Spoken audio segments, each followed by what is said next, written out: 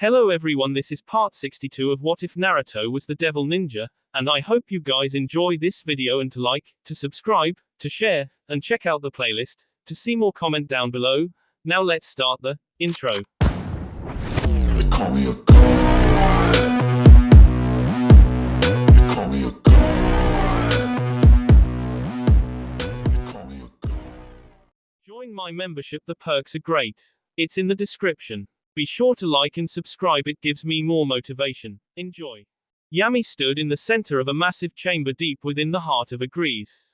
The room was covered in glistening symbols that were so arcane he couldn't even begin to read them. He didn't need to read them, however, to know what they did. This was the spell that contained Trihexa. Sealed within what almost seemed like a crystal coffin was the beast of the apocalypse, a creature that not even God himself could defeat. From what Yami understood, the God of the Christian Bible had fought against this creature and, unable to beat it, sealed it away with hundreds of thousands of forbidden seals that continued to shine brightly even after his death during the Great War. It was a testament to the strength of the man who had ruled the heavens. It was, in fact, the act of sealing away Trihexa that led God to losing his life in the war between the three factions. If he had not spent so much of his power sealing the beast away, he would have possessed more than enough strength to contend with the likes of the Satans and fallen angel generals.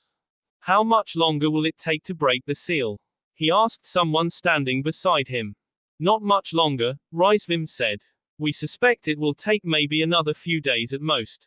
Yami frowned. Didn't you tell me it wouldn't take that long before? Why the change of heart? I had not realized how powerful the forbidden seals keeping Trihexa sealed were. Rizvim shook his head and grinned in that lazy manner Yami knew so well. It's only now, as I stand here and look at all these spells myself, that I realize how powerful God was. Had he been at full strength during the Great War, the devils would have lost. I'm not even sure Syrex and Ajuka could have stood up to him. Yami sensed begrudging respect in Rizvim's voice. This man hated Ajuka and Syrex as much as he respected them, which caused him to acknowledge both people while still trying to sound degrading. His voice was the kind that Yami would expect from someone who had been forced to eat S. The three factions alliance won't stand still now that a grease has appeared, Yami continued. Rizvim shrugged. It's not like we could have kept it concealed. We need every mage we have working on deciphering these spells to break them down. I did not say it was a bad thing. Yami had yet to look away from Trihex's hideous visage. There was something primal about this beast that appealed to him. So long as we can undo the seal keeping Trihexa locked away, everything else will fall into place. I see you are really going through with this. Another voice spoke up, one far different from Rizvim's. This voice was cold and mocking, as if to declare that everyone here was beneath the one it belonged to.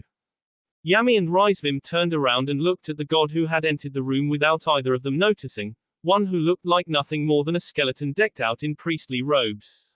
Hades, Yami greeted with a nod. I see you have agreed to work with us. Do not misunderstand my intentions. I have no desire to work with an interloper like you, but the situation we find ourselves in simply makes working with you convenient. A common enemy does indeed make our alliance convenient. Can I count on you when the time comes? So long as our circumstances don't change, Hades said with a shrug. Then that is fine. Once we have crushed Naruto, the underworld, and everyone else who opposes us underfoot, you and I will probably become enemies. Though I won't fight you so long as you don't get in my way. I should be the one saying that. Do not get in my way after this is all over. Hades scoffed at Yami, or that was what it seemed like. It was hard to tell since Hades could not make facial expressions, before he turned around and stalked off. He marched toward the stairs. Several mages got in his way, but he pushed them aside with godly strength and sent them to the floor. He was quite the violent man. Fool, Rizvim snorted. I still find it hard to believe that Hades can think so much of himself when confronted with overwhelming power like yours. I do hope you will K him the moment his usefulness is at an end. Yami regarded Rizvim for a moment, then shrugged and turned back toward Trihexa and the hundreds of magicians currently going over the forbidden spells that acted as its seal. He watched as one particular magician waved his staff at a circle, causing it to light up, then began creating several magic circles around it. If he was not mistaken, they were using analyze magic to quantify the spells. I don't care enough to K him, but if he proves to be a nuisance, I will have no problem ending his life. I'm glad to hear it. What of our artificial scale male and mass-produced evil dragons? We currently have 500,000 artificial scale males and 1 million mass-produced evil dragons. Good. And what of Shadow? Did he complete the task I assigned him? He did. We now have the fruit from the tree of knowledge in our hands. Rizvim's chuckle would have made anyone else's skin crawl, but Yami took the ingratiating sound in stride. Those idiots in heaven were so focused on Apophis and Crumcrawk that they didn't even notice that we had stolen some of the fruit. With this, we should be able to recreate dragons that are on par with Apophis and the others. Good. Get at least a few of our magicians on that right now. I would like to have an army ready for the inevitable battle between us and the Three Factions Alliance. Sure thing. Rizvim shrugged. By the way, you don't mind if I plan my own little surprise for those brats in the Grimoire Peerage, do you? Do what you want. Your graciousness knows no bounds. Rizvim's bow was as mocking as everything else he did, but Yami did not let that bother him. It was just his way. Instead, he continued to watch as the magicians did their work. He hated them and everyone else in this world, but he felt giddy at the same time. It would not be long now before the seal was undone. He was certain their actions would not go unnoticed, and this city was sure to become a battlefield soon, but that didn't matter. Nothing mattered except achieving his goal. Devil Ninja. While Lilith did not appear any different now than it had the last time Naruto visited, that did not mean many changes hadn't taken place. The once bustling streets were now mostly empty. Very few people were leaving their homes, and the ones who did were those who needed to leave for work. A city still needed people working to function. That said, the city was being run on a skeleton crew. There were also quite the number of guards patrolling the city. The dark armor looked reminiscent to the kind Naruto would have expected to see on an ancient overlord from a video game. Guess that's the underworld for ya. The van they were in took them to an underground parking lot, where they all disembarked and were led by Azazel through a building and into a conference room. Once a massive, it could probably seat thousands. Built with tertiary seating, this room reminded Naruto of a movie he once watched with Rias. It had been some kind of sci-fi. Much of this room was already being filled by various people. Some of them, like Siraog Bale and his mother, Naruto knew. There were plenty of people who Naruto didn't know, however, and he found himself looking curiously at a few of them. Syrex was already present. He stood beside Ajuka Beelzebub and Seraphal Leviathan, Michael and Gabrielle, Shemhazai and Barakil, and Shiva, Indra, and Brahma from Hindu mythology. Naruto only remembered vaguely meeting them during the battle between them and the Alliance of Hell. He hadn't known about what had happened to them because he had been too focused on everything else that was going on at the time. I'm going to be down there with the other bigwigs, Azazel informed them. You kids find yourselves a seat. It won't be long before the meeting starts. Azazel didn't wait for anyone to respond before leaving him, so Naruto, Rias, and the others were left with no options but to search for an empty group of seats they could use. Fortunately, there were still quite a few places left. As luck would have it, they ended up sitting beside Siraog and his peerage. Well, look who finally returned from heaven, Siraog said in greeting. How was it up there? It was nice. Heaven's a pretty chill place, though all that holy energy does make me feel disconcerted. Ha ha ha. I'll bet. You know, I think you might be the first devil to enter heaven. Naruto shrugged. It didn't much matter to him if he was the first, second, third, or last devil to enter heaven. He'd only gone there because Michael wanted to help him and Irina. Speaking of heaven, I have a letter for you. It's from Angelus. Oh, well, thank you. Siraog looked surprised, but he congenially accepted the letter under his mother's watchful eye. Naruto found himself looking at the woman who seemed so poised and calm. She didn't look frail or sickly like she had when she was lying on a bed inside of the hospital. He was positive Siraog was making sure his mother was well cared for. When she caught him staring at her, she turned in his direction and smiled, causing him to smile back. With everyone getting comfortable, Naruto once again found himself surrounded by a veritable wall of feminine F's. Koneko and Office were on his lap. Rias was on his right. Rosweiss had taken his left. Naruto was a little surprised the other girls weren't getting into an argument over who took that spot, But Irina was sitting next to Zenevia and Asia, while Ravel was, oh, it looked like she was sitting with her family. He hadn't realized they were close by, but it looked like they were only a few seats away from him. Naruto would have to say hello before they all left. More seats were beginning to fill. It wasn't long before it seemed as if every major power within the three factions alliance was present. Naruto even saw members representing the yokai of Kyoto, though he did not see Yasaka or Kanu anywhere. The famed Kyuubi could not leave Kyoto since that was where the ley lines resided.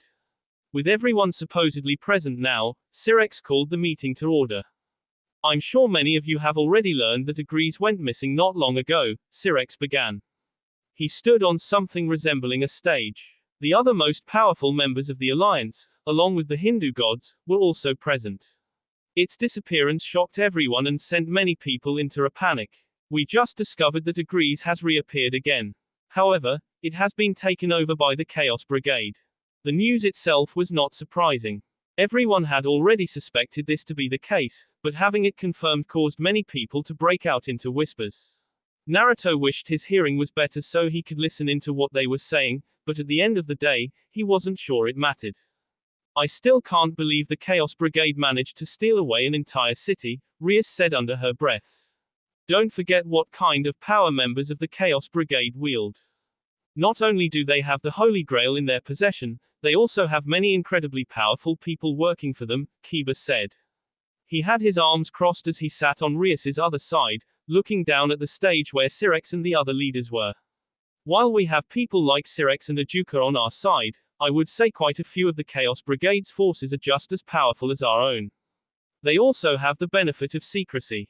Yes, I know, but I still find myself shocked they were able to accomplish something so audacious and bold like this.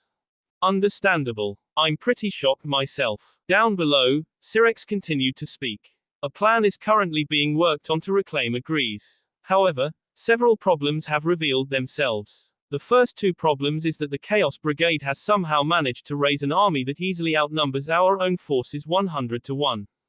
These words caused the crowd to stir once more, but this time with complete shock. 100 to 1 was not good odds by any means. Hearing that they were so heavily outnumbered was sure to dishearten many of their forces. The first part of their army consists of the mass-produced evil dragons. Each one of these dragons has the strength of a mid-rank devil. The only way to KO them is to either work together in squads, or for one of our more powerful members to fight them. There are several scared devils here who could take down several of these dragons on their own, but they are few and far between. Most of you will have to work in groups. The second part of their army are these. Naruto found himself leaning forward alongside everyone else when two very familiar figures appeared like a large hologram in the air. While there were some minor variations like how the helmet sloped back, or how the gauntlets possessed blades instead of claws, it was easy to tell that the red and white armored figures were some kind of variation of the boosted gear and divine dividing. I'll let Ajuka take over now to explain what you're all seeing, Sirex said, stepping back and allowing his friend to step forward. Naruto was surprised to see that Ajuka was going to speak. The man was not what he would have called socially adept, nor was he any good at oratory. That was more Sirex's thing. Ajuka was the kind of man who preferred spending all his time cooped up inside of his laboratory. I'm sure everyone here can recognize the two figures being displayed. They are quite obviously designed off the balance breaker for the boosted gear of the Red Dragon Emperor and divine dividing used by the White Dragon Emperor. I've taken to calling them fake dragon armor for that is exactly what they are. Using the powers of the Holy Grail, they have managed to create artificial scale mail that has all the powers of the sacred gears they are based on. A ripple spread through the crowd. Naruto looked around to find worried faces staring at the two armored holographic figures. It didn't surprise him to see all these people acting worried. The boosted gear and divine dividing were Longinus of the highest order, powerful artifacts that were capable of even defeating gods, and now those two powerful weapons were being mass-produced by their enemy. Ajuka continued. Fortunately, while both types of fake dragon armor have all the powers of the boosted gear and divine dividing, they only have a tenth of the strength. A mid-rank devil should be a match for both types of armor. The problem lay not in the power they possess but their numbers. At last count, there were over 500,000 of these fake dragon armors. Naruto could almost hear the sound of everyone sucking in their breath. Devils, angels, and fallen angels were not very numerous. Not only had many of their forces been depleted during the war between all three factions, but it was impossible for most of them to reproduce. It was rare for devils to give birth, angels could not reproduce at all without God's aid, and the fallen were only born when an angel fell from God's grace. While the evil peace and brave saints system had been put in place to replenish the forces they lost, they were still a long way from being able to compete with those kind of numbers. Will our forces even be able to compete with that?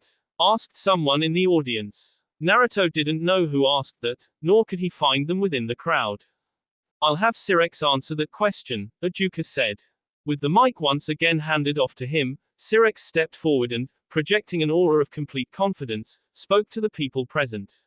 While we cannot compete with them in terms of numbers, we do not have to.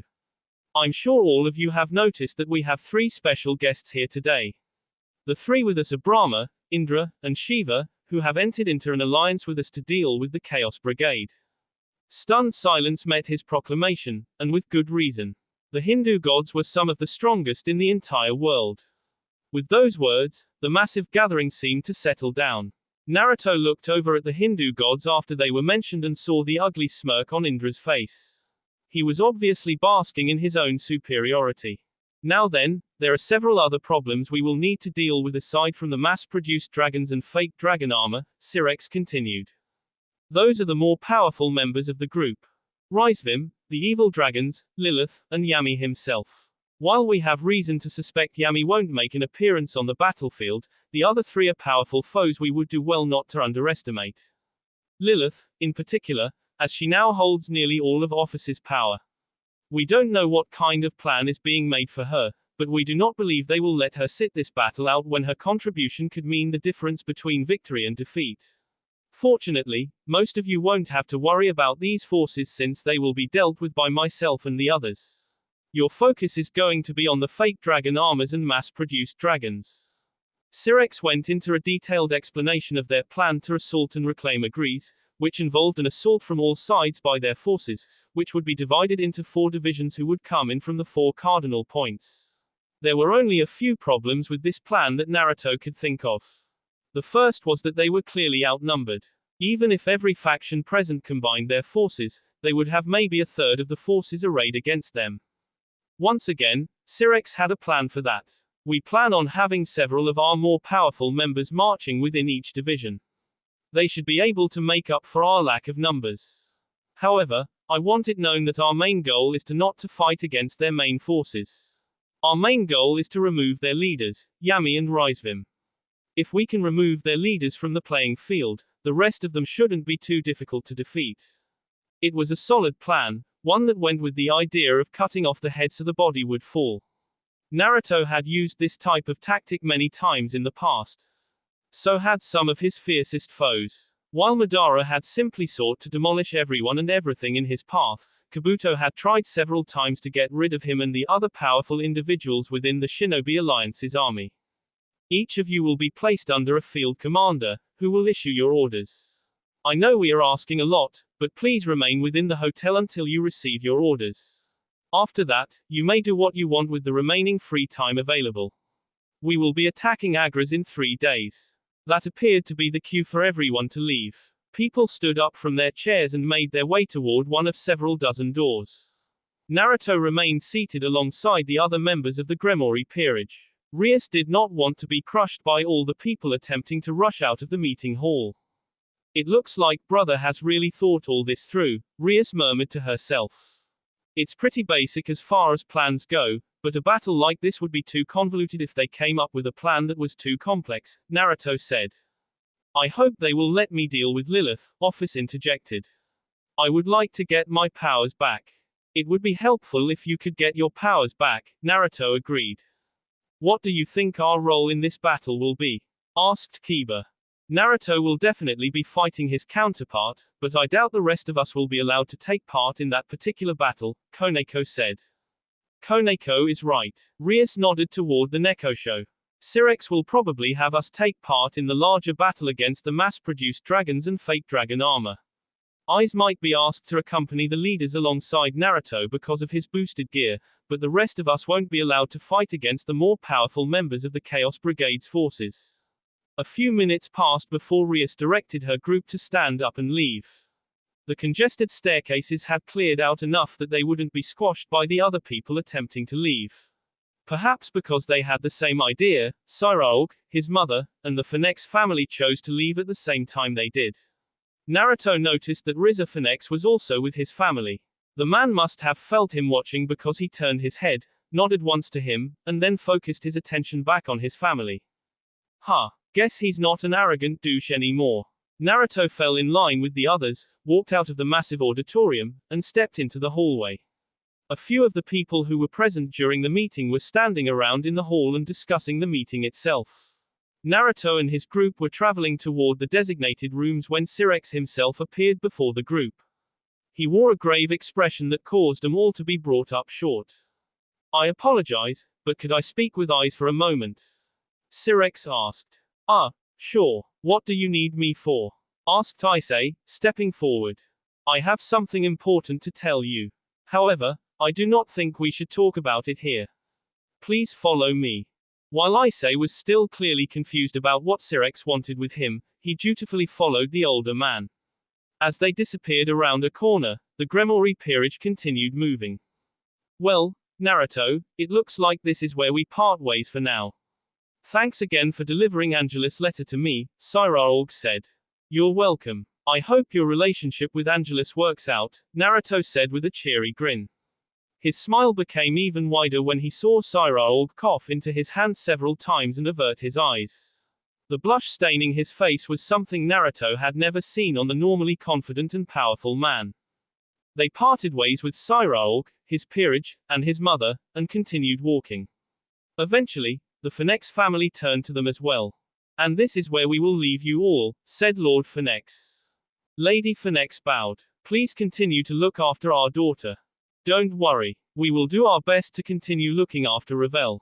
She's a member of our family, after all, Rias said with a gentle smile. Hey, fox boy, Riza shouted. Naruto blinked as he pointed at himself. You mean me? Who else would I be talking about? Listen, you had better take care of Ravel. If I hear so much as a rumor that you made her cry, I will come to claim your head. Not even all the powers in the world will stop me from enacting my revenge. It was obvious to Naruto that this man didn't have the power to do what he wanted, and it was probably obvious to Riza too. His words were mere bluster. However, the fact that he was thinking about his sister instead of himself told Naruto that Riza was on the mend, that he was actually becoming a better person, and so Naruto decided to respond like he would normally. He thumped a fist against his chest, grinned, and said, Don't worry. I'll less before letting anything happen to Ravel. She's one of my most precious people, after all. While Ravel blushed and looked at the ground, Riza merely nodded before turning on his heel and walking away. Lord and Lady Phoenix traded amused glances before they bowed to Rias and hurried after their son. Please forgive him, Ruvel said with a smile. He's doing his best to become a good brother again. It's no trouble at all. I'm glad to see the Phoenix family's fractured relationship has been repaired, Rias said, waving off Ruvel's apology with her own gentle expression. The eldest member of the Phoenix family thanked Rias for her kindness before heading off after his parents. Naruto wondered if he would end up fighting alongside Riza at some point in the future. Perhaps they would even become friends. As if that would ever happen. Devil Ninja. Naruto and the others didn't spend time inside of their hotel rooms, which were nice but only meant for a few people. Instead, they decided to check out the hotel's facilities. While it didn't boast as many amenities as Naruto's house, it did have an Olympic swimming pool, a small water park, an arcade, a hot spring, and a lounge where people could sit on comfortable massage chairs. Naruto found himself playing arcade games with Rias. The game they were playing right now was called Taiko Drum Master. It vaguely reminded Naruto of another game called Guitar Hero, but this was with drums, and the goal was to pound the drum at exactly the right time. Small cymbals moved across the screen. Your job as the player was to hit the drum just as the cymbals moved over the indicator. Naruto stared intently at the screen as it displayed two areas where small symbols of either red or blue were scrolling across the screen. One of the blue orbs suddenly appeared in a small translucent circle. He struck the drum and watched as the orb bounced up and transformed into a little chibi character that ran across the top of the screen. Several more orbs appeared in rapid succession, but Naruto continued to hit the drum with timing and precision only possible because he was the greatest Fing ninja ever and his reflexes were some of the best in the world. Hell yeah. I'm a drumming ninja super freak. Look at how awesome I'm doing. I should go ahead and call myself the drumkage at this rate. There ain't no one better at this game than me. If I wasn't a ninja, I'd almost feel like I was cheating. Naruto laughed to himself. This particular version of Taiko Drum Master was based on the Toho games, which was a very popular franchise of maniac shooter games. The longer he went with a perfect score, the more Toho characters that would appear at the bottom, dancing to the rhythm set by his insanely amazing drumming. Of course, this wasn't a single-person game but one meant for two. It pitted him and Rias against each other. The redhead was standing right next to him, also banging away at the drums, and it seems she was doing very well for herself. He spared a quick glance at her and saw that she also had a perfect score like him. This caused Naruto to narrow his eyes. It seemed he was not the only drumkage in this vicinity. Naruto could feel his competitive spirit soaring. They continued beating away at the drums and eventually scored a tie when the game ended. After staring at the matching scores on the screen, the two turned to each other. You're gonna have to do better than that if you want to beat me, Rias taunted him with a smile even as she continued smacking away at the drum. Ha, don't worry, I'm just getting warmed up. Now the real battle begins. Since this level of gameplay was obviously too easy for them both, they decided to crank up the difficulty. There was no difficulty setting. However, some of the songs were harder than others simply because of how chaotic they were. This particular arcade game had all kinds of songs from classic folk songs to the latest anime theme songs. The song they chose this time was from a classic anime series called Code Geass. The song was Colors. Naruto and Rias once again set off. Both were determined to win. Naruto didn't even need to look at his girlfriend's fiancée to know that she had every intention of defeating him, but that didn't mean he was going to lose. No, he couldn't lose. His pride as the drumkage was on the line. Amen. While it was just a simple two-word sentence, those two words were so powerful that it took everything Naruto had not to look over at Rias. It was instinct to want to look despite the fact that he knew she wasn't N. Even though he did not look at her, his body froze for a second, which caused him to miss several drum beats, lowering his score. He quickly tried to get back on track, but it was already too late. Rias had pulled ahead. That was dirty, he accused. Rias smiled as she continued to pound the drum. Aren't you the one who constantly says if you're not cheating, you're not trying? I'm just putting your advice into practice. Naruto grimaced. He had indeed said that exact phrase on numerous occasions, but this was the first time anyone had dared to use it against him. That the person using his own philosophy against him was Rias, of all people, was perhaps expected. She knew him the best. He honestly should have seen this coming. That he hadn't caused him a great deal of shame. However, that didn't just mean Naruto was going to give up. Nay, he couldn't give up. You know, I was thinking the stakes aren't high enough. What do you say we raise them? I'm listening. Naruto kept his eyes on his screen, watching the symbols and pounding the drum with the precision of a high-output supercomputer. He rolled the drumsticks as a long stream of symbols appeared. Down below, several Toho characters he recognized were dancing to the rhythm. If I win, how about you let me plug all three of your holes using shadow clones? Now it was Rias's turn to freeze. Her entire body locked up and her cheeks turned a deep scarlet. No doubt she was imagining what it would be like to have three Narutos taking her in all three of her holes. They had done it before and she had admitted to him in private that it was one of the hottest things she'd ever done and would be more than willing to do it again. However, Naruto had not been as interested. They might have been his clones, but seeing his Rias being plowed by other SS had not been pleasant for him, even if those SS were still technically his. And now he was offering to do that for her. Of course she would freeze. And of course her score would drop. Now who's playing dirty? Asked Rias with a scowl as she realized their roles had reversed. Naruto just gave her a brilliantly foxy smile. If you're not cheating, you're not trying. Devil Ninja. Unfortunately for both Naruto and Rias, neither of them were able to defeat the other. They both began escalating the dirty talk, until neither of them was fit to continue playing, and they had to be brought to their room by the others. Naruto woke up the next morning to find himself lying on his bed, with a redhead in one arm and a peak blonde in the other. He blinked when he realized Luffy was in his bed. They weren't really what you would call intimate. She had slept with him and the others on a few occasions, but their relationship was unofficial. It was for this reason that he wondered what she was doing here. Rias. Luffy. Time to get up. With the sun streaming in through the window, Naruto knew it was time for them to rise. He began shaking the two women awake. Both stirred, though only Rias woke up.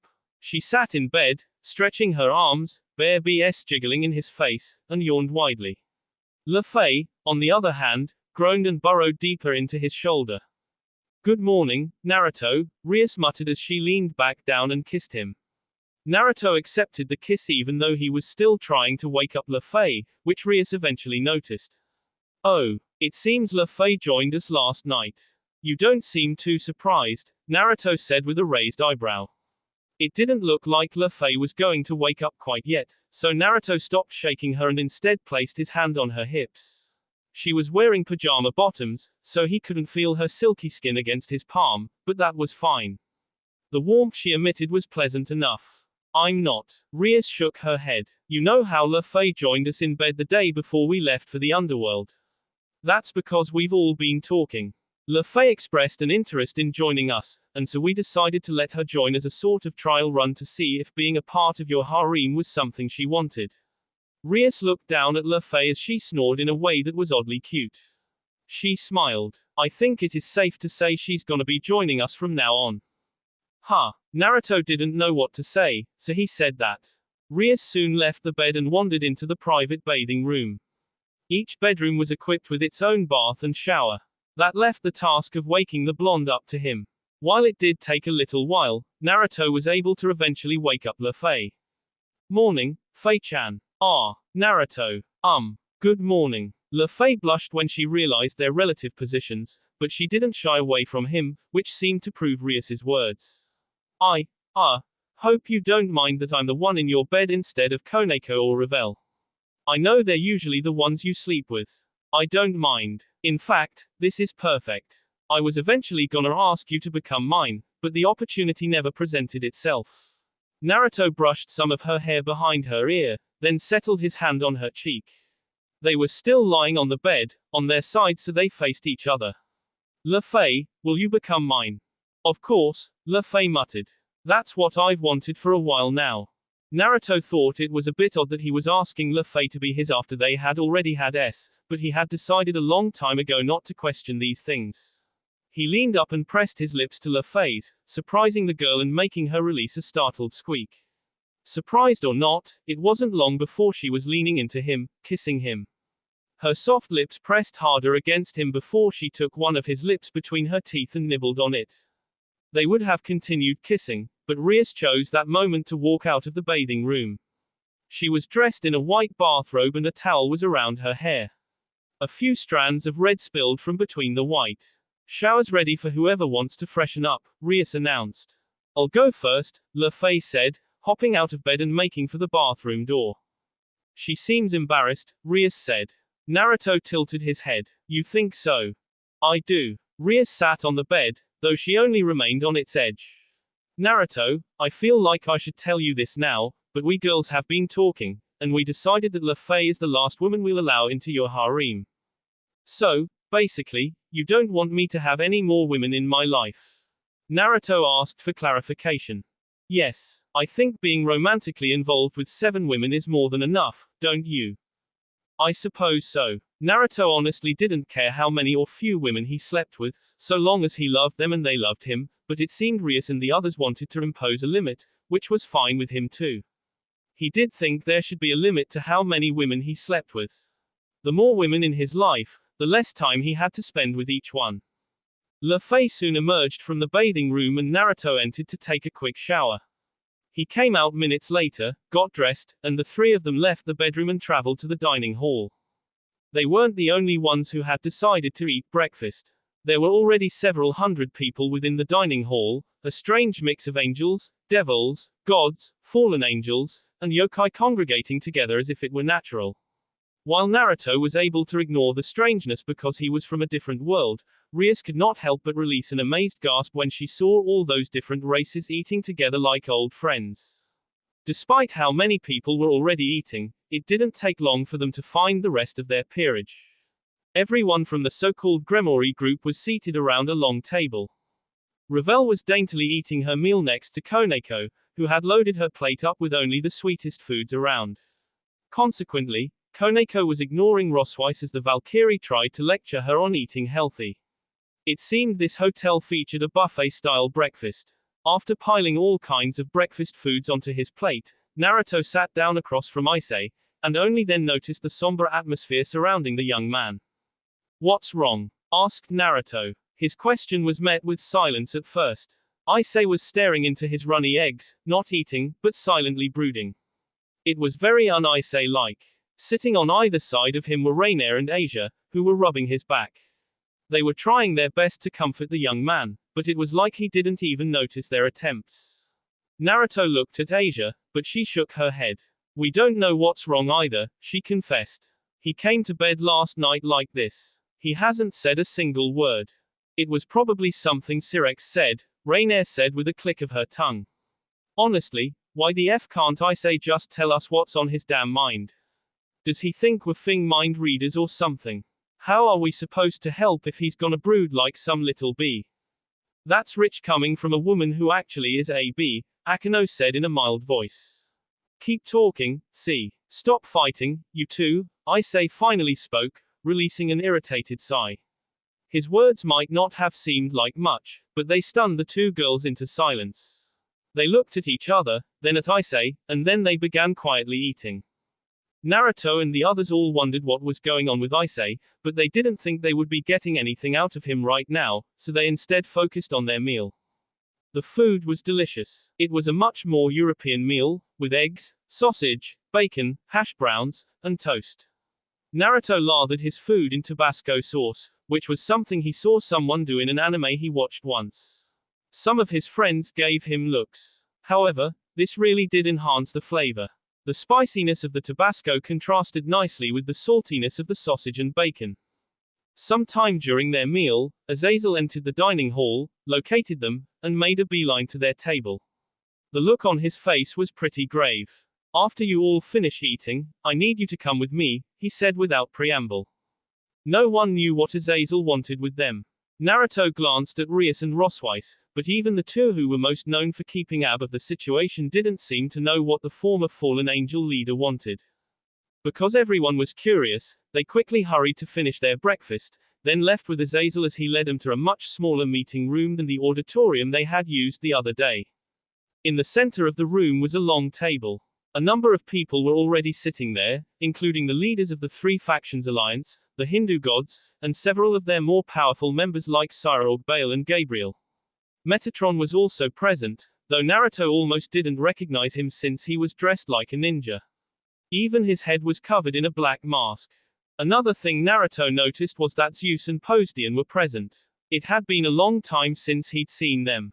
He almost forgot that after the battle to rescue Sirex, Michael, Azazel, and the other alliance leaders when they were being mind-controlled, the Greek gods had become members of the Three Factions Alliance. "Thank you for coming. Please be seated," Sirex said to them.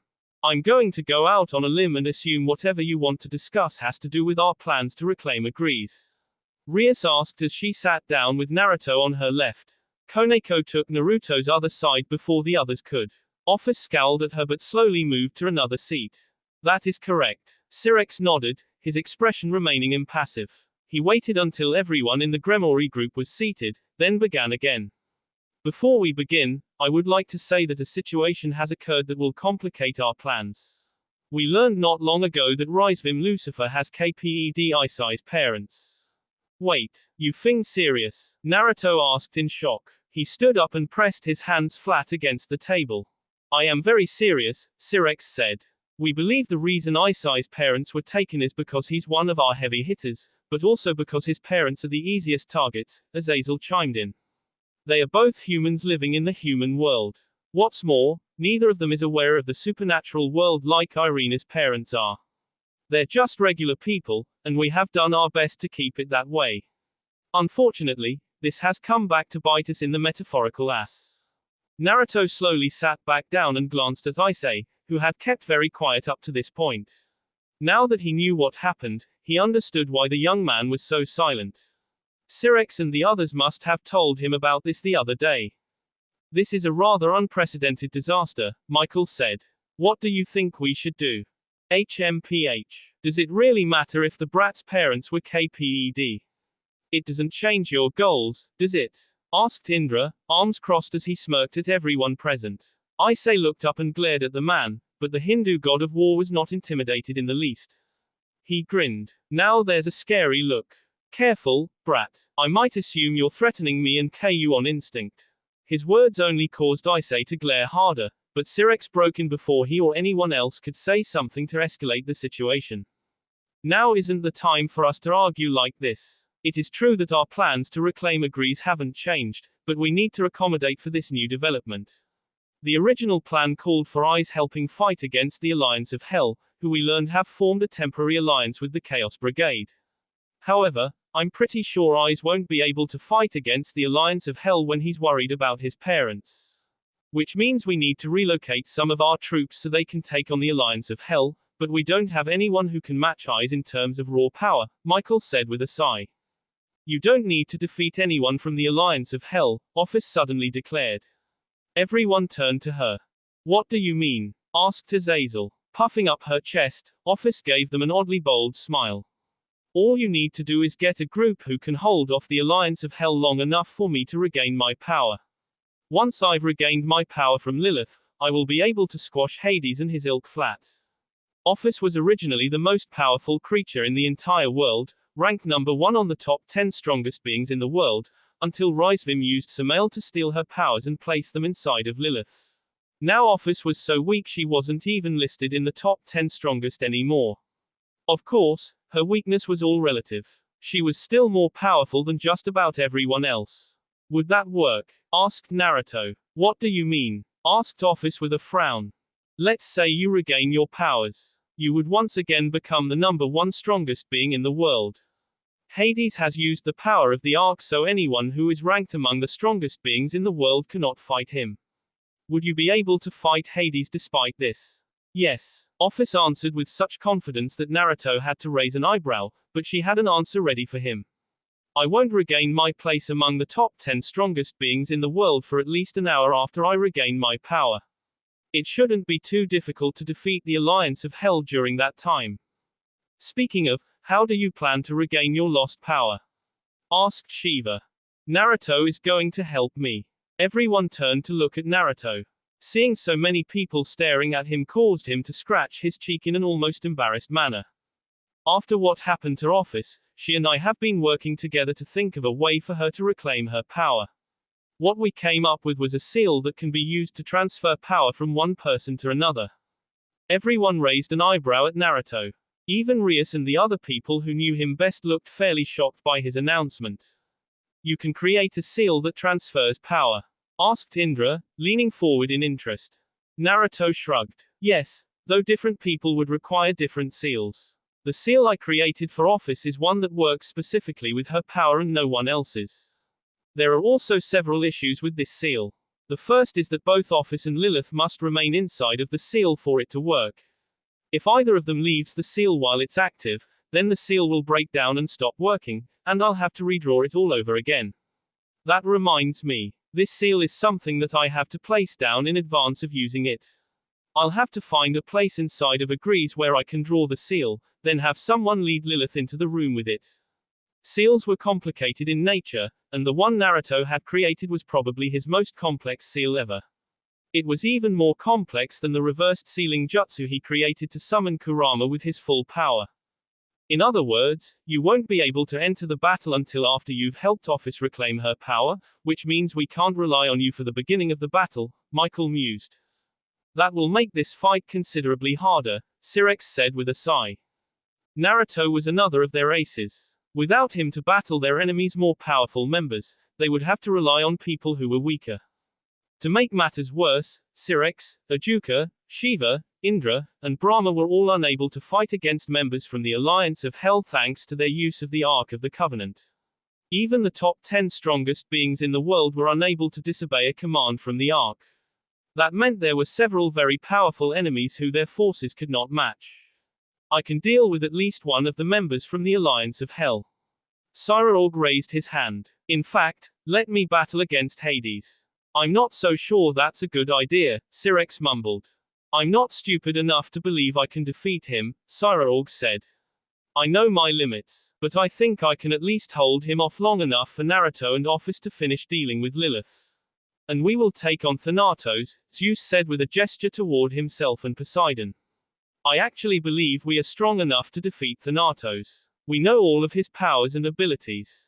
I guess that's too, but we also need someone who can fight against Nyx and Angramenu, Syrinx said. You can leave Angramenu to me and my brave saints, Michael said at last. Michael was not one of the top 10 strongest beings, but neither was Angramenu. Naruto didn't know who between the two was stronger. However, he was certain that Michael could defeat the Persian god if Dulio and Irina were by his side. In that case, I suppose the rest of us will divide ourselves up and take on the strongest members of the Chaos Brigade, Syrinx said at last. I am going to fight that Yami character, Indra said as if it was already a foregone conclusion. He stared at everyone present as if daring them to disagree. Syrinx looked at Naruto. Are you okay with that? Naruto frowned, then shrugged. I doubt Indra will be able to beat Yami, but if he can hold him off long enough for me to help Office regain her power, then I don't mind him trying. Hey, that sounds like a challenge to me, Indra said. Take it however you want. All right, fine. But if I do manage to beat Yami, then you can bet your ass'll be taking all that power he's got for myself. Naruto almost snorted, as if stealing someone else's power would be so easy. The only reason he and Office would be able to claim the power from Yami and Lilith was because those two were a part of them. Indra could spout whatever nonsense he wanted, but there was no way he would be able to steal Yami's power. The rest of the meeting continued along in this vein. Devil Ninja agrees was a floating city in the sky, which meant in order to capture it, they would need to lead an aerial assault. It was a bright morning with a clear sky. The artificial sun shone down from overhead, creating long shadows along the ground as its luminous rays struck the army standing on the plains of the underworld. An encampment had been set up on these plains, built using the technology created by the combined minds of Ajuka and Azazel. Unlike a normal camp, which would have relied on tarps and such made from hide and artificial fabrics, this one was composed of artificial cement made through magical means. All the buildings were uniform in shape and color. They were shaped like standard rectangles exactly 2 meters in size, all of them except for the command center. It sat in the center of the encampment, a structure twice the size of every other and shaped like a dome. Naruto found himself standing inside of this command structure with Rias Gremori and many other important figures. Cyraorg was with them as well, as were Michael, Syrinx, Azazel, Ajuka, Seraphal, Indra, Brahma, Shiva, Poseidon, and Zeus. There were so many people present that the command center, large though it may have been, felt a little cramped. You all know the plan, Syrinx said. So I don't believe there's a need to go over it again. However, if you have any last-minute questions, ask them now. There won't be time once the fighting starts. I've got a question. Indra stood with his arms crossed and the same dastardly smirk he always wore. What are we going to do about the overwhelming numbers we're up against? I don't want to put a rain on anyone's parade, but even though we've managed to scrounge together an army of 100,000, we're going up against at least 10 times that many enemies. Naruto was surprised by the logical question, but then he remembered Indra was a war god. It was only natural he would understand the intricacies of war like the back of his hand. He just didn't expect those words to come from someone so arrogant. Syrinx did not seem surprised by the question as he answered in a calm voice. While they do have numbers on their side, I believe our forces are superior in every other way. Our army has quality over quantity. Besides, the goal of our army is not to defeat the enemy forces, but to keep them off us so we can take care of the Chaos Brigade's leaders. Fair enough, Indra conceded. This is not a question, but more of a statement, Shiva suddenly said. Go ahead, said Syrinx. I will not be taking part in this battle unless Trehexa is fully resurrected, Shiva announced. His words caused a shocked ripple to spread through the group. Shiva was the most powerful among them, ranked as the #1 strongest being in the entire world. To have him not participate was a huge blow to their fighting power. Can I ask why you've decided not to fight? Asked Azazel. Shiva smiled. The reason is simply because I am not interested in this battle. I am here because Brahma asked me to be here, but I have no real investment in what happens. That said, I do believe it would be bad if Trahexa were unleashed upon this world, so I'll step in only if that happens and not a moment before. He paused, then added. I may also step in the event that the unlikely happens. Everyone wanted to argue with him, but it was clear from the uninterested look in Shiva's eyes that nothing they said would convince him. That's fine, Syrex said at last. Please help us if Trahexa fully awakens. Of course. While Shiva's decision not to participate was a blow, it didn't change their course of action. Syrex spent the next few minutes talking about agrees, then dismissed everyone. Naruto left with Rias and Cyraorg. As he emerged from the command center, he looked up and into the distance, where the floating island of Agrees was visible. Currently about the size of his fist, the island was surrounded by a massive swarm of enemies, a mixture of devils, dragons, magicians, fallen, and grim reapers. The fact that grim reapers were present within the army disturbed Naruto as it proved the Alliance of Hell was currently working alongside the Chaos Brigade. Whether this was a permanent alliance or just temporary Naruto couldn't say, but he wasn't sure it mattered either. Either way, it meant more trouble for them. It seems the upcoming battle is going to be pretty intense, Cyraorg said.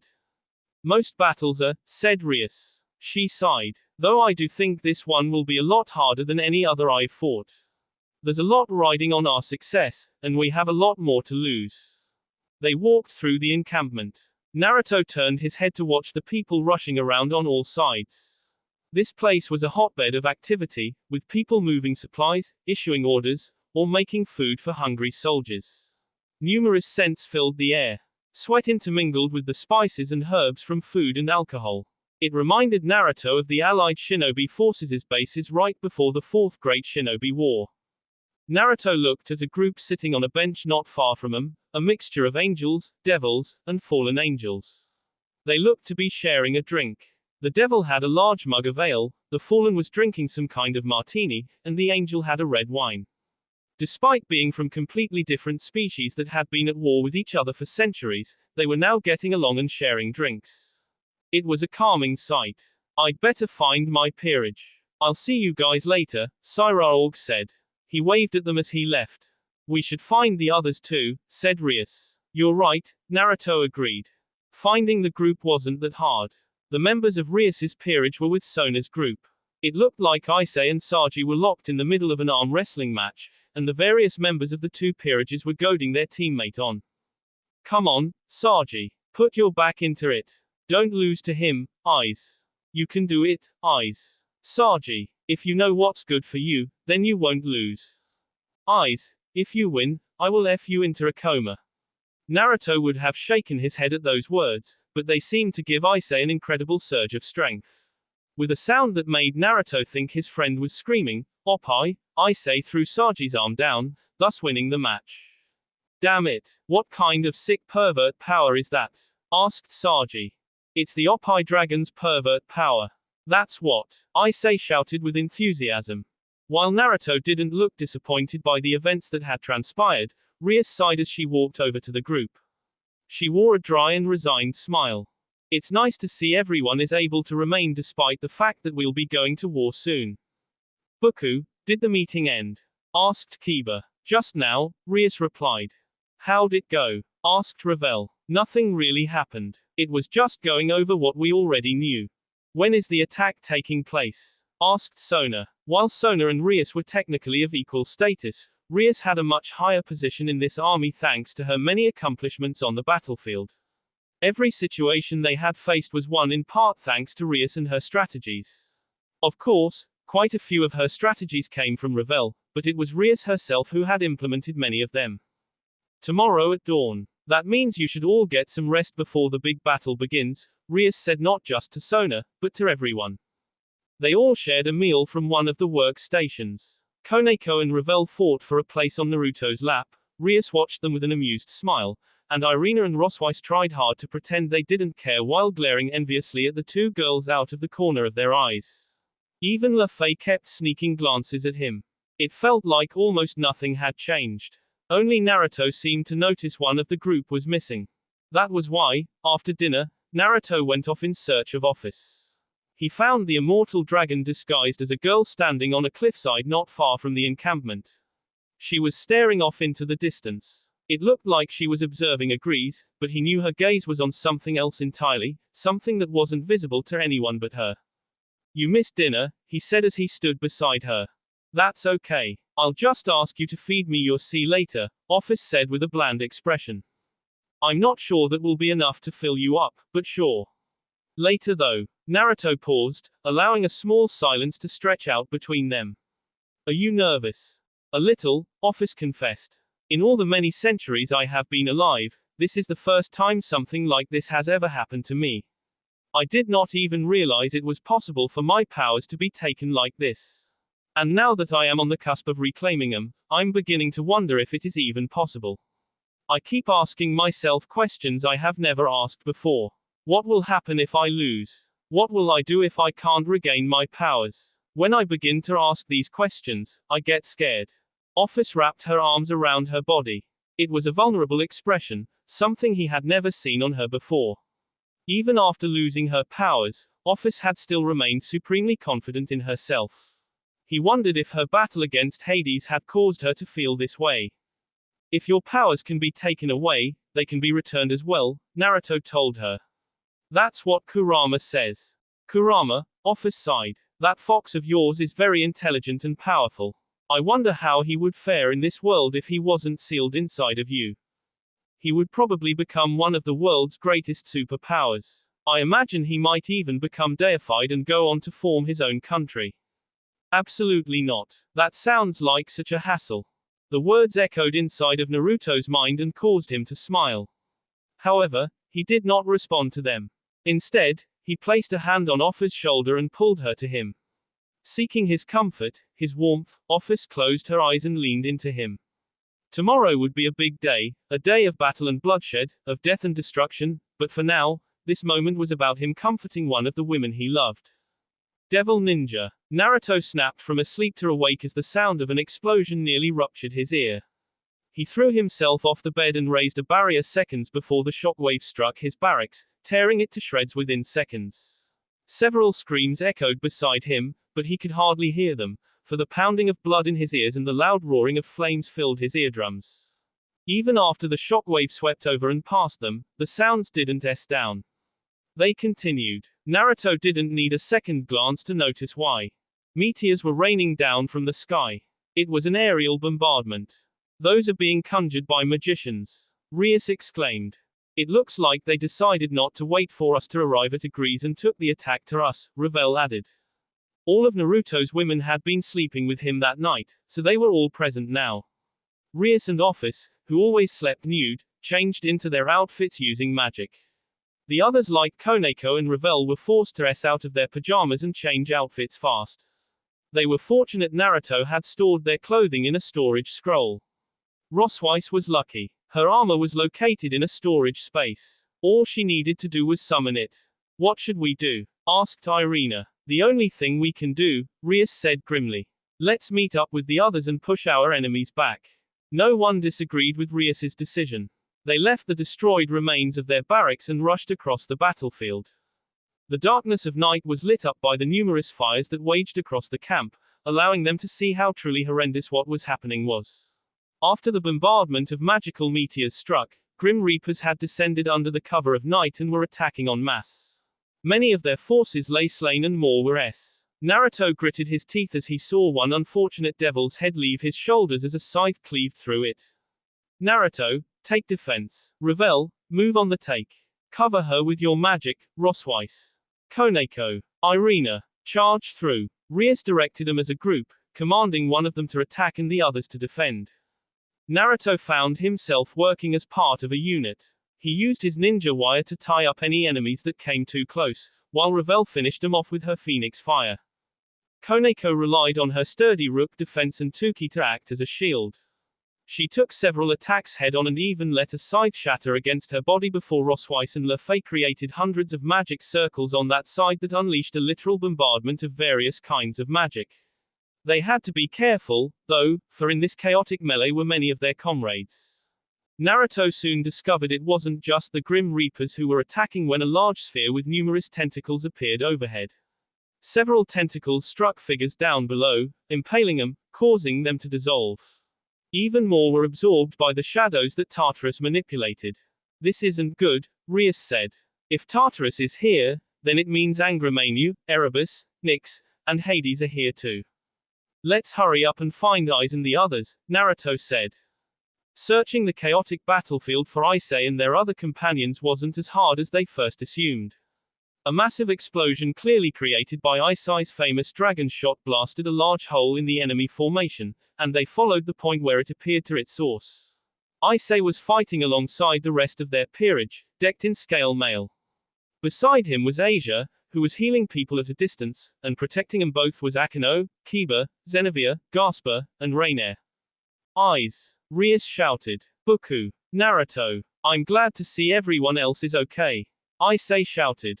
Thank God you made it to us, Asia added, clasping her hands as though praying. We need to find Syrex and the other alliance leaders, Rias said, taking command of the situation the moment she appeared. I'm sure this attack's purpose is removing them from the playing field. My brother and the others are incapable of fighting against the Alliance of Hell thanks to the Ark. I think you might be right, Kiba added. If that's the case, we should definitely go now before something happens to them. Zenevia said with a grave expression. This day has just gone from bad to worse, Rainier grumbled in complaint.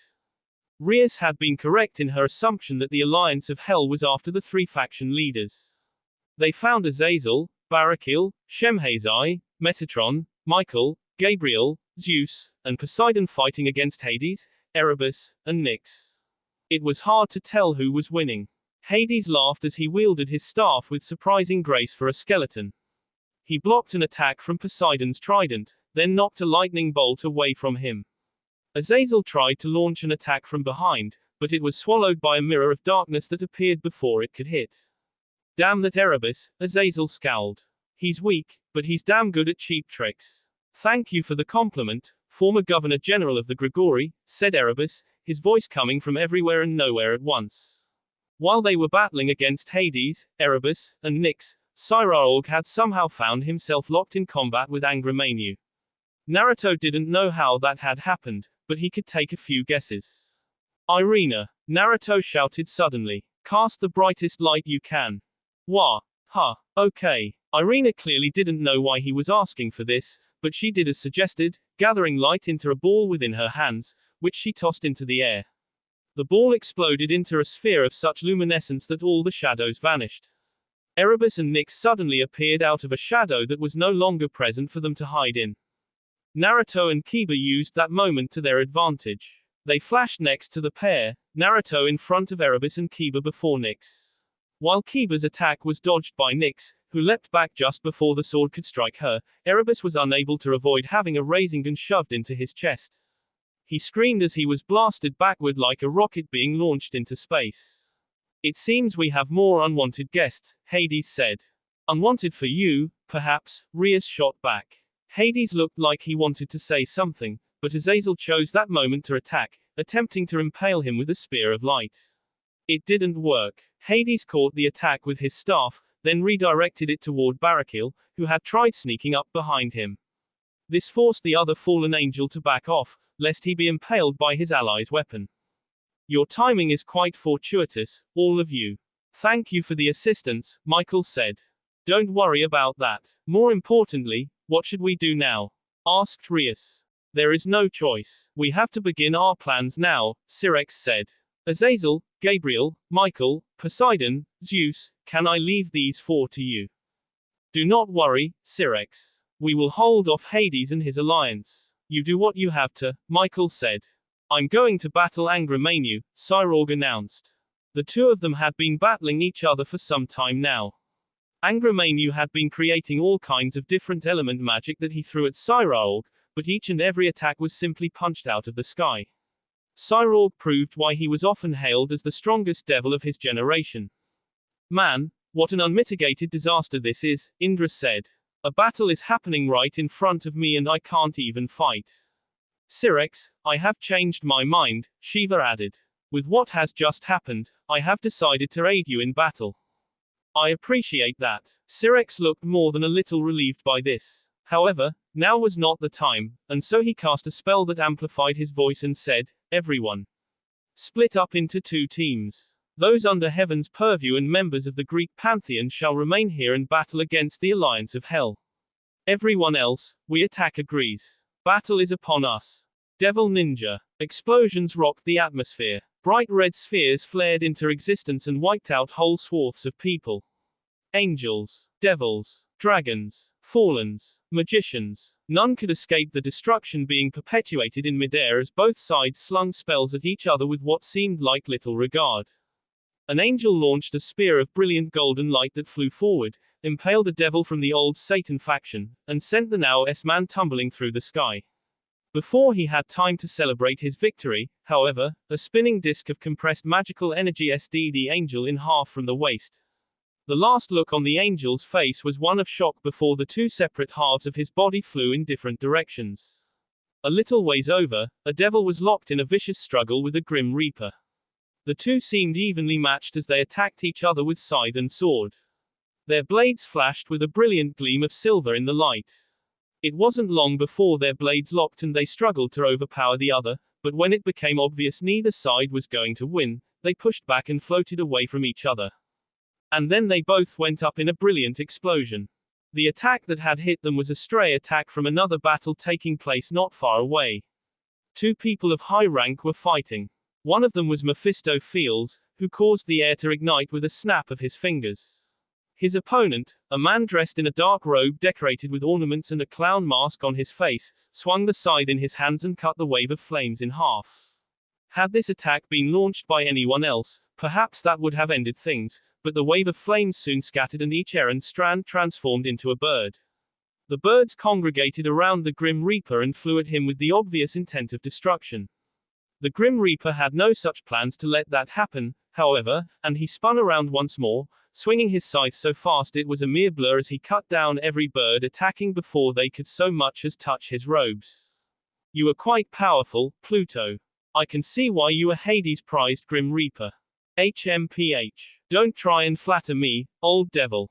I'm not in the mood. Oh, dear, that's quite the temper. Why don't we see if we can't fix your attitude?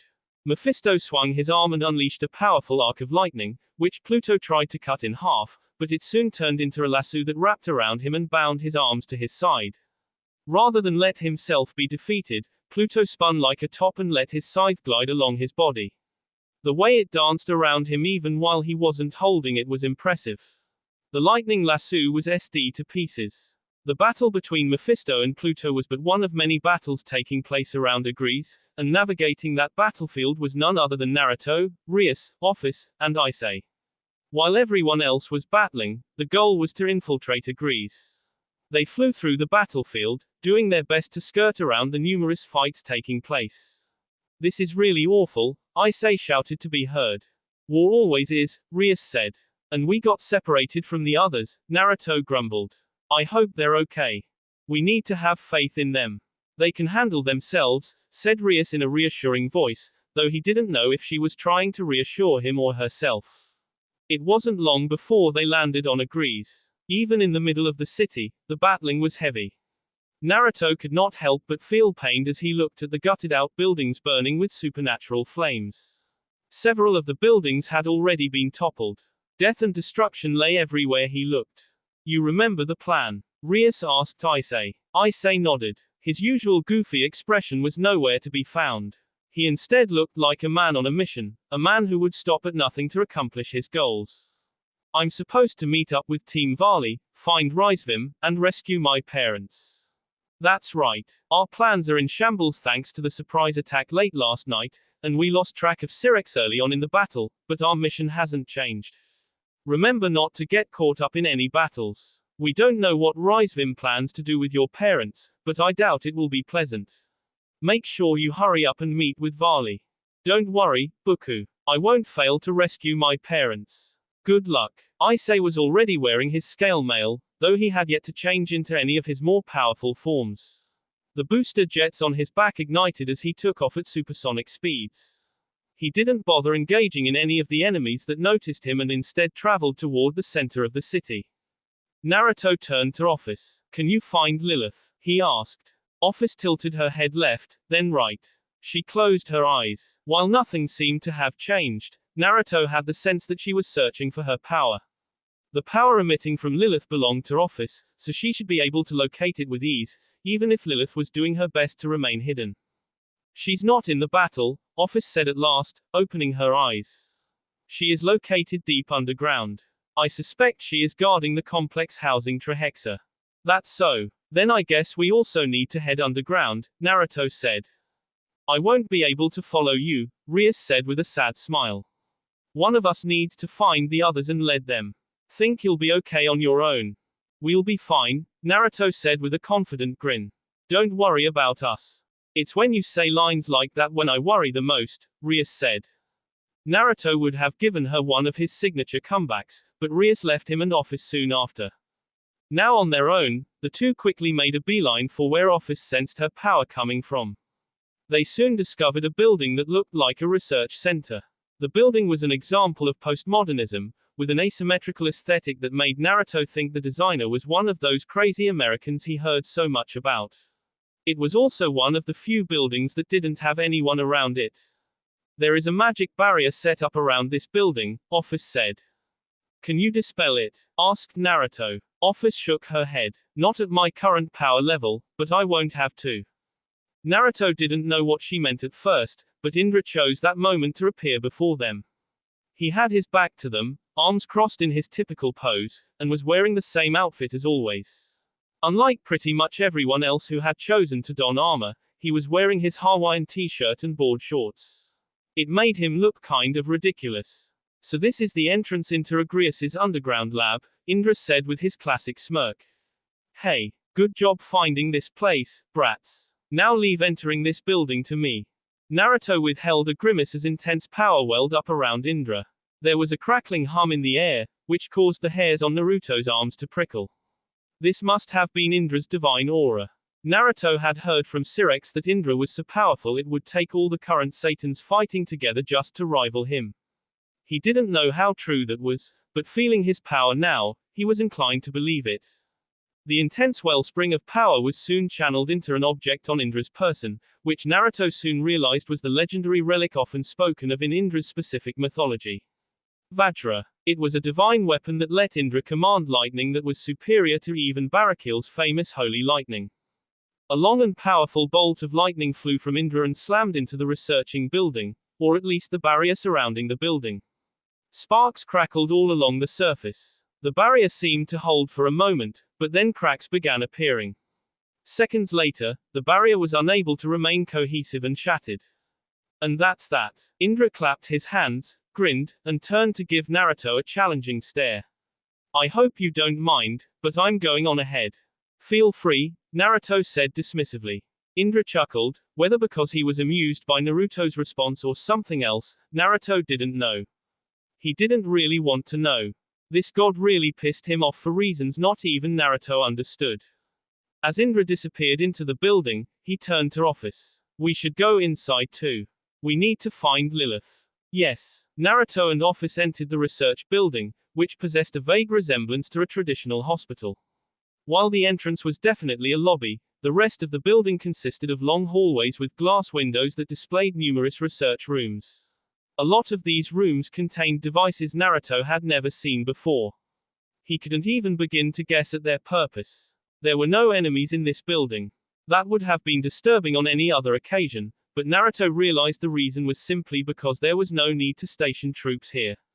Lilith was somewhere inside of this building. There was not a soul alive right now who could defeat her in combat. I've found her, Office said at last, pointing down a hallway. She is this way. After she spoke, the entire building shook like it had been struck by a giant. Naruto bent his knees to keep from falling. The familiar divine aura of Indra was erupting from up ahead, which meant. Is Indra in combat with Lilith? Asked Naruto. That seems likely, said Office. We'll let Indra hold her off for now. I need to find a room where I can lay down my seal. What if Indra beats Lilith? Asked Office. Do you think he can? Not a chance. There you go. Now let's hurry up and get this done. Devil Ninja. Out of my way. Isai's arm was encased in powerful energy as he turned a normal dragon shot into something resembling an energy whip. He swung his arm, which struck several devils from the old Satan faction, tearing them in half. These old devils didn't even slow Isai down. He continued running toward the meeting point. The meeting point was in a location deep beneath the Grease surface. There were many buildings that led into the underground section of a Grease, where essence crystals were contained. Isai had gone through one of those buildings and reached what seemed to be an underground storage chamber. There were a few people guarding this area, but he was able to deal with them easily. Isai whipped through the old Satan faction devils and soon found himself standing in front of a door. He would have kicked it in, but the door opened on its own, and when he stepped inside, he found himself standing in a room that looked like a refinement chamber. There were all kinds of big machines that looked like they were used to refine the essence crystals into something that could be used. Isai had heard the essence crystals were used to create both the evil pieces and brave saints. That was another reason Grease was such an important location for the three factions alliance. Without the essence crystals found on Grease, they were unable to create more angels and devils through reincarnation. It's been a while, Isai Hudo. A man was standing next to a large contraption that looked like a drill, his silver hair and eyes as easily recognizable as the silver armor he wore. Divine Dividing's scale mail looked a lot like Isai's, but it had several differences like the wings and the shape of the helmet. The helmet was currently open. Varley, Isai said. Where are the others? They've joined the battle, Varley said. You're going to take the fight to Rizvim, right? I'm coming with you. I still owe my grandfather some payback. That's fine. I wouldn't bother meeting with you if I didn't need your help.